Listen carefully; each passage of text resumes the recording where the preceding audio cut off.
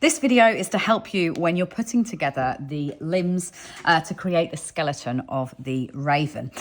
So it's a bit like making a jigsaw. So you will have lots of pieces once you've made them, and then the fun bit is putting them together. So what I would recommend is laying them out so that then you've got all the pieces ready to put together. And we're not going to attach on any more lengths of yarn. You can use your lengths of yarn to sew them into place. So you can use your ends to do that. So we've got that one as a long one. We've got a long one there. We've got two claws, so bone tips to go onto the end of that one. Then we should have three short bones. Yes, we do. And then the three tips. And so what we're going to do is use the ends. So don't sew them up before you start, because we're actually going to use them to sew them into place. So you've got a long bone to go at the top, and I'm going to use that end to actually sew it onto the body. So leave that one there. Then with my first short bone, I'm just going to snip off that. Must have been a very long end that I started with there.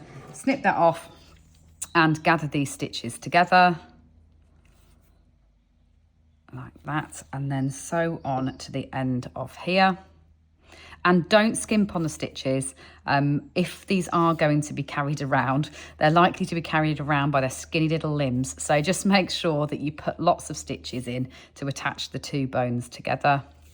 And don't worry about getting a perfect finish. You want it to look a bit knobbly. You don't want it to look seamlessly perfect. You want it to have lumps and bumps in, so it looks like two bones that are going together at a joint.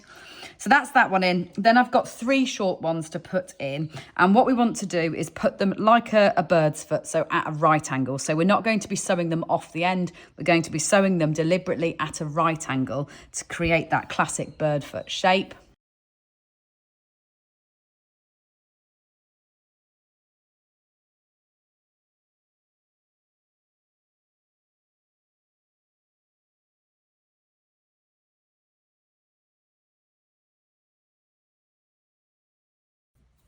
Then when it comes to adding the bone tips on, same trick. We're going to use this yarn that's your end to sew it on. So just gather the tip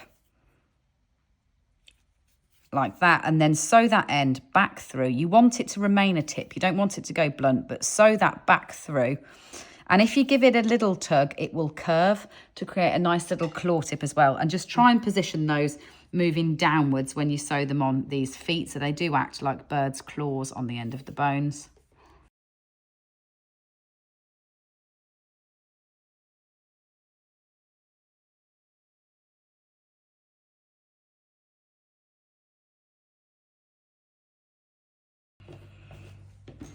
Then let's take a good look at the skeleton of the raven when you're sewing this leg on. So you're going to be making the spine first, and then you sew the pelvis onto the top. And you have got these two ends, chain ends, that need to be pointing downwards. And then we're just going to sew the leg in that gap. Then you work your ribs on afterwards. And then also then on the front, what's quite different on the bird is it has this strong breastplate. So you're going to do the collarbone in first, and then sew these two breastplate pieces on the front. So take your leg, and then making sure that it's obviously facing forwards, position it in just beneath the pelvis, in between those two edges like that. I should have gathered my stitches first so my bone's closed. And then sew it into place.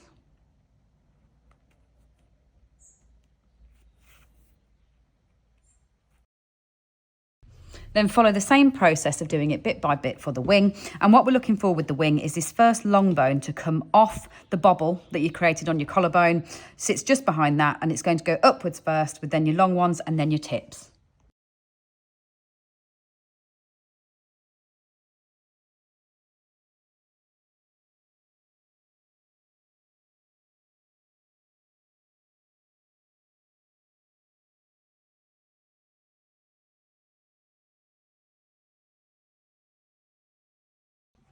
Then to sew the wing in place, just position it just behind the collarbone bobble that you left there. So just there, either side of the spine, and then sew it into place, leaving the neck clear.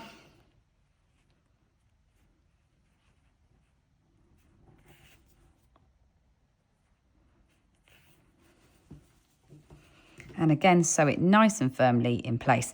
Now, the raven as well as the bat from this collection really suit having their wings wired. If you are using this as part of a Halloween display and not as a toy for a child. So obviously don't use wire if you are making this for a child to play with. But if this is for you to form part of your spooky display or even just to sit up on your shelf all year round, then it can be a great one to actually add some wire into, so you'd be able to position these wings where you want to.